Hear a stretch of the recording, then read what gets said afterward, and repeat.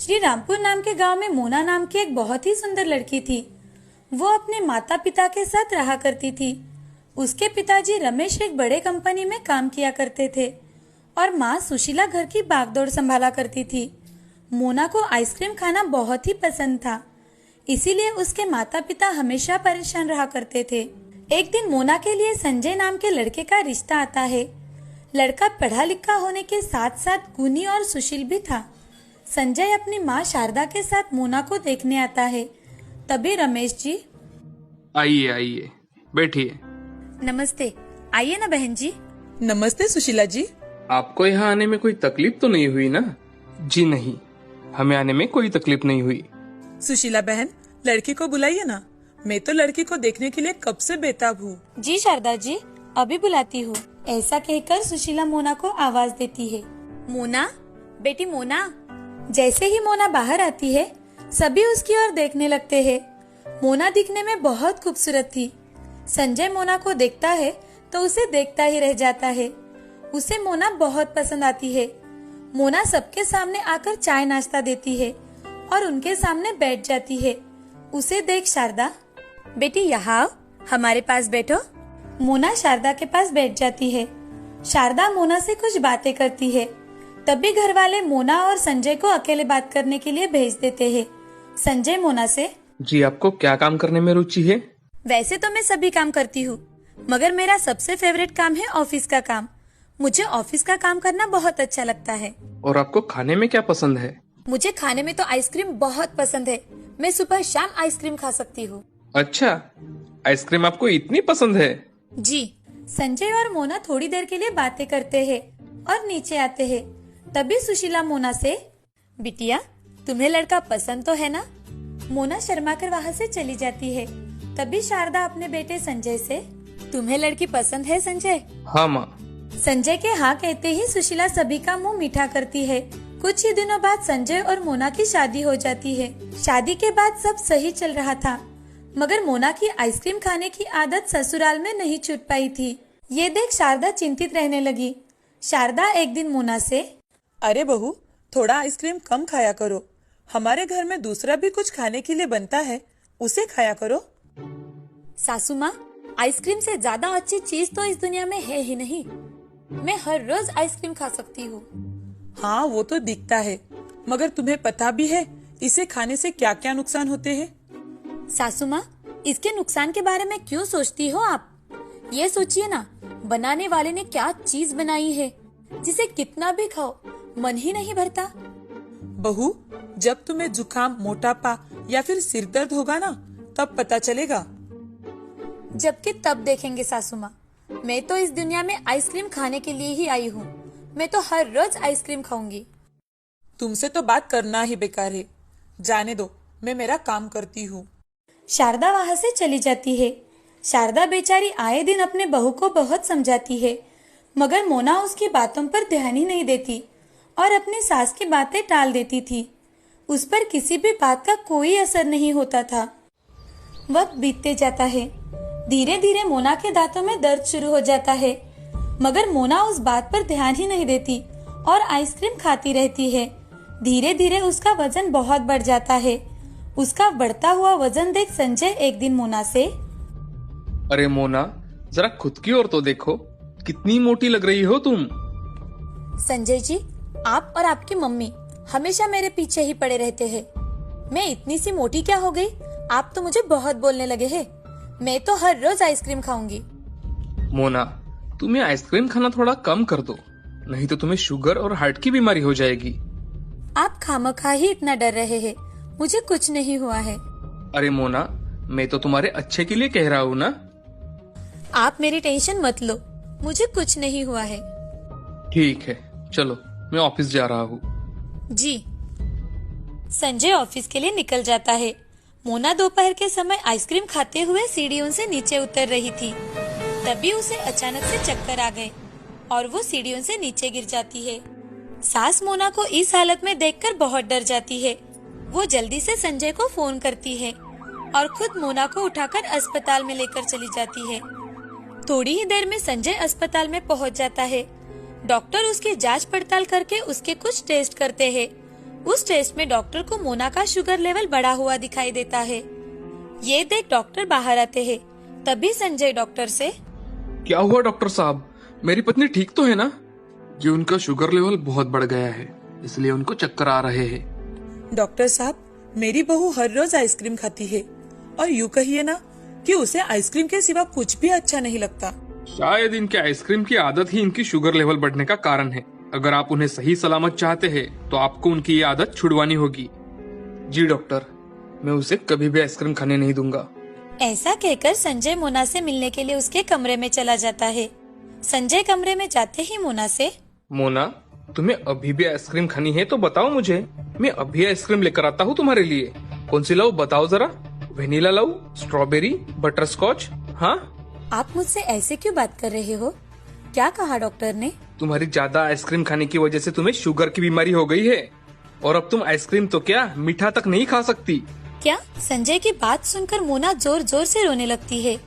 उसका रोना देख संजय मोना से, मोना, अब रोने से कोई फायदा नहीं है। हमने तुम्हें कितना समझाया मगर तुमने हमारी एक ना सुनी। मैं इस बात को लेकर नहीं रो रही।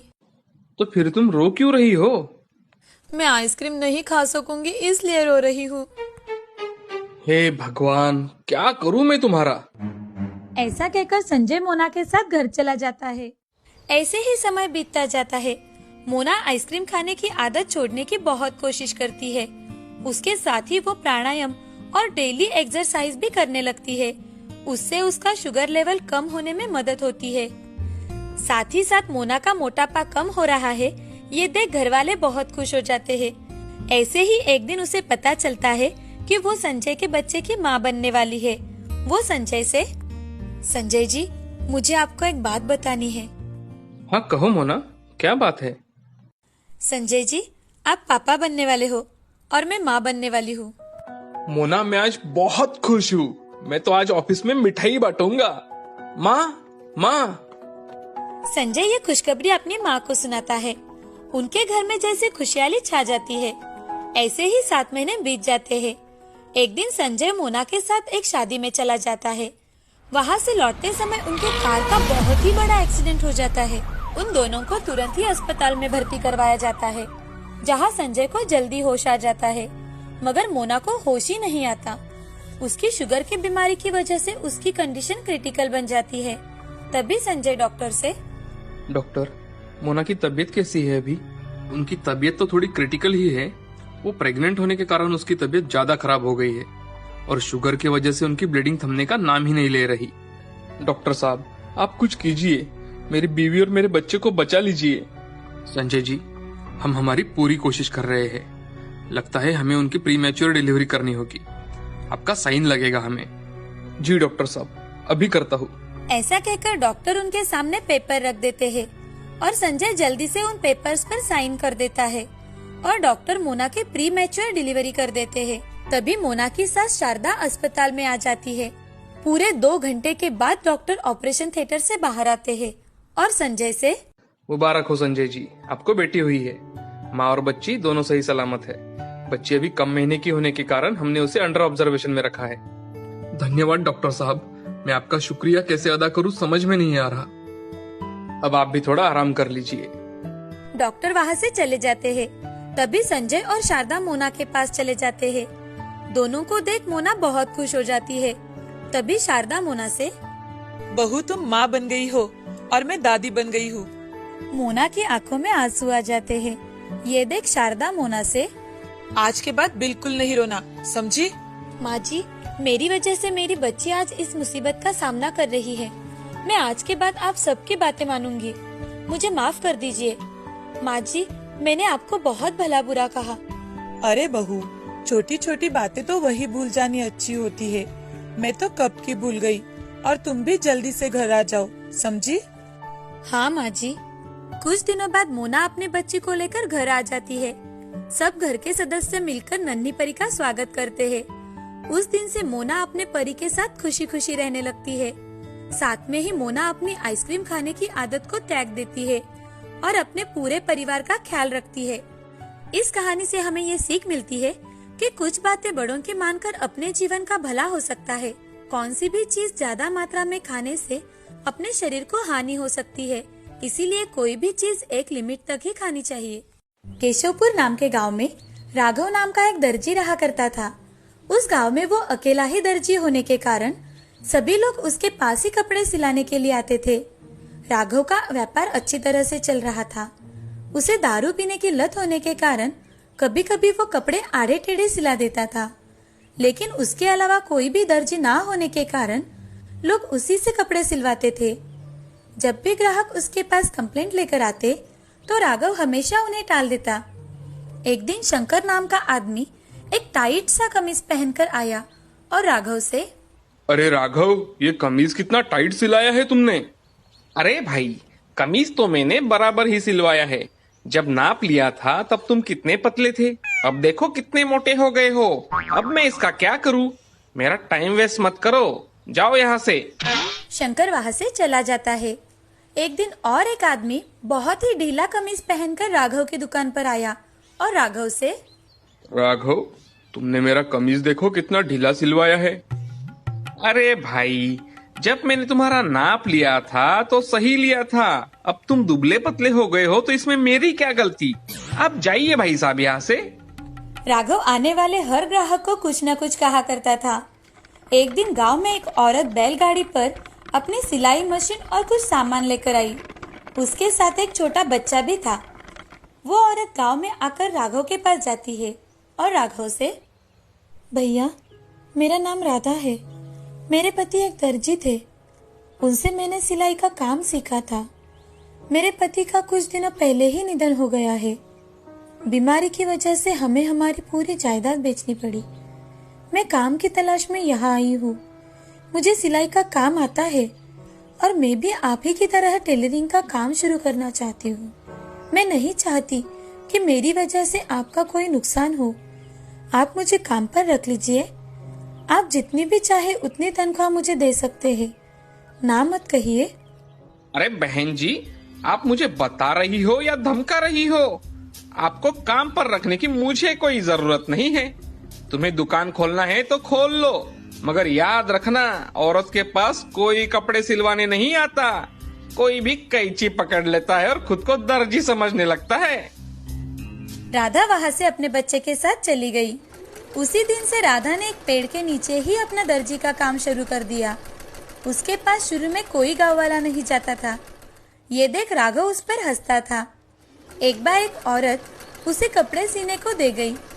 राधा ने उन कपड़ों को बहुत ही अच्छी तरीके से सिया। उस औरत ने कपड़े देख, तुमने ये कपड़े बहुत अच्छे सिए हैं। मैं अपने गली में सबको बताऊंगी तुम्हारे बारे में, ताकि सब तुम्हारे पास कपड़े सिलाने के लिए लाए। जी बहन, आपका बहुत बहुत शुक्रिया। उसके बाद कई औरतें राधा के पास कपड़े सिलाने के लिए आया करती थी। बाद में आदमी लोग भी उसके पास कपड़े सिलाने के लिए आया करते थे। एक दिन श्याम नाम का आदमी, राधा बहन, तुम एक स्त्री होकर भी कितने अच्छे आदमियों के कपड़े सिलाती हो। और एक वो राघव है, निठल्ला कहीं का। राघव वही खड़ा होने के कारण उसने वो सारी बातें सुन ली और उसे बहुत गुस्सा आया। थोड़े ही दिनों में राधा ने अपनी कड़ी मेहनत के दम पर एक दुकान भी खरीद ली और उसमें वो कपड़े सीने लगी। राधा का धंधा भी अच्छा चल पड़ा। राधा अपने ग्राहकों को अच्छी तरह से कपड़े सिलवा के दिया करती थी। उसके विपरीत राघव की दुकान चलना ही बंद हो गया था। उसके ग्राहक तो जैसे आना ही बंद हो गया था। इसी वजह से वो राधा पर बहुत ही जलने लगा था। एक दिन बड़े घर का नौकर आकर राधा से, बहन जी, कपड़े सिलाने वाली राधा आप ही हो? हाँ भैया, मैं ही हूँ। क्या काम था? बहन जी, मालिक ने आपको उनके घर के सबके कपड़े सिलवाने का काम दिया है। आपको घर आकर सबका नाप लेकर जाना पड़ेगा। जी, मैं जरूर आऊंगी। मुझे घर का पता दे दीजिए। बहन जी, आपको मेहता हाउस में आना है। ठीक है भैया, मैं कल आ जाऊंगी। राधा के हाँ कहते ही नौकर वहाँ से चला गया और राधा अपने दुकान में काम में व्यस्त हो गई। ये सब बातें दूर खड़ा राघव सुन रहा था। वो मन ही मन, इस राधा को मैंने काम पर न रखकर बहुत बड़ी गलती कर दी है। अब मेरे पास कोई कपड़े सिलाने नहीं आता और इसके पास देखो, एक के बाद एक ऑर्डर आ रहे हैं। इसके दुकान का मुझे कुछ ना कुछ करना ही होगा। राघव वहाँ से चला जाता है। तभी राघव की पत्नी शीला वहाँ आकर, राधा बहन, मैं राघव की पत्नी हूँ। जब से तुम इस गांव में आई हो, मेरे पति का तो धंधा जैसे बंद ही हो गया है। एक दिन भी हमारी अच्छे से कमाई नहीं हुई। मैंने उन्हें कहा था कि मैं उनके यहाँ काम करती हूँ, मगर उन्होंने साफ साफ मना कर दिया। उनसे गलती हो गई राधा बहन, तुम मेरी एक बात मानोगी? हाँ बताओ ना। मेरे पास ये 50,000 रुपए बचे हैं, इसे लेकर तुम यहाँ से चली जाओ, मैं तुम्हारे हाथ जोड़ती हूँ। ऐसा कहकर शीला हाथ जोड़कर रोने लगी। शीला बहन, तुम हाथ मत जोड़ो, मैं ये पैसे लेना तो नहीं चाहती थी, मगर मेरी भी मजबूरी है। मैंने बहुत कठिनाइयों के बाद ये दुकान शुरू की है। अगर मुझे दूसरे गांव जाना है तो मुझे ये पैसे लेने ही होंगे, जिससे मैं दूसरे गांव जाकर अपनी खुद की दुकान शुरू कर पाऊँ। तुम चिंता मत करो, मैं आज ही ये गांव छोड़ के जाऊंगी। राधा ने शीला के हाथों में दुकान की चाबियां दे दी और राधा अपने बेटे के साथ दूसरे गांव चली जाती है। शीला और राधा के बीच की बात राघव को पता ना होने के कारण राघव रात के समय शराब के नशे में धुत राधा की दुकान के पास चला आता है। उसके हाथ में रॉकेल की कैन होती है। वो नशे की हालत में सारी दुकान पर रॉकेल छिड़क कर आग लगा देता है और मजे से देखने लगता है। दुकान धू धू करके जलने लगा था। ये देख गांव वाले और शीला भी वहां पहुंच जाते हैं। आग की लपटें इतनी बढ़ चुकी थी कि पूरा दुकान तहस नहस हो गया था। हाय, लुट गई, बर्बाद हो गई। अरे मैंने बचाए हुए 50,000 रुपए से ये दुकान खरीद लिया था और आपने ही इसे जला डाला। अब हम क्या करेंगे? शीला की सारी बातें सुनकर राघव दंग रह गया। जब उसे सारी बातें पता चली तो उसने अपना माथा पीट लिया। वहाँ खड़े सभी लोगों के समझ में आ गया था कि सारी करी धरी राघव की ही है। फिर लोगों ने राघव को पकड़कर खूब पीटा। इधर राधा दूसरे गांव जाकर कपड़े सिलाकर अपना जीवन अच्छी तरह से बिताने लगी थी। राधा ने एक नई उम्मीद के साथ अपना नया व्यवसाय शुरू किया और लालच के कारण राघव को अपनी दुकान गंवानी पड़ी। इस कहानी से हमें यह सीख मिलती है कि ईर्ष्या और लोभ करने के कारण हम हमेशा अपना ही नुकसान कर देते हैं। इसीलिए जिंदगी में कभी भी लालच नहीं करना चाहिए।